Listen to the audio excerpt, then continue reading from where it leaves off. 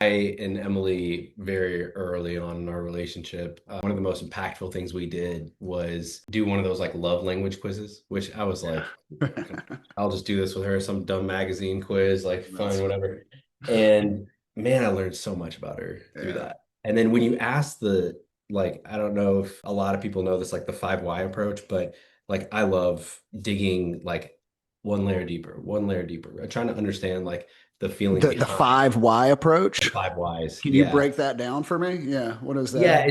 it's essentially when you get like a surface emotion or surface thought, it's very rarely that that thought is what's driving you to feel that way. You know, like it's on the surface, you might feel angry about something, but when you start digging, like, well, why do you feel angry?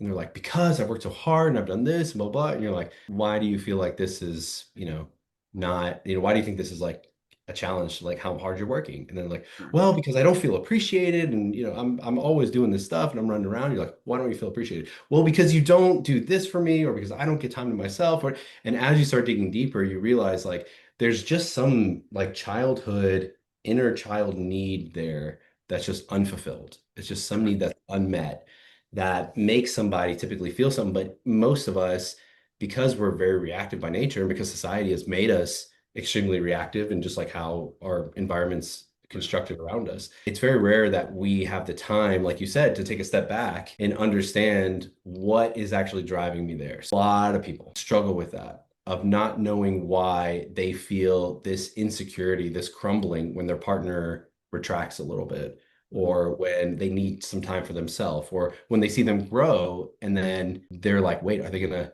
outgrow me? Are they going to grow in a direction that we're no longer compatible?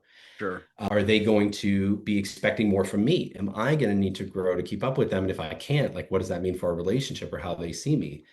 And often when you start to dig a little deeper, you start to realize like, oh, the reason why your love language is like acts of service is because as a child, you either saw that modeled or didn't see it modeled, or you felt like your needs were from, whatever, your family, your friends, whoever, your spouses. So we did that. And then we started to like over time, it's not something you just, you know, crank out in one conversation, but like over time, we revisit that stuff and we start to realize that so much of the way that we want to be treated, number one, is not always the way that we want to treat others.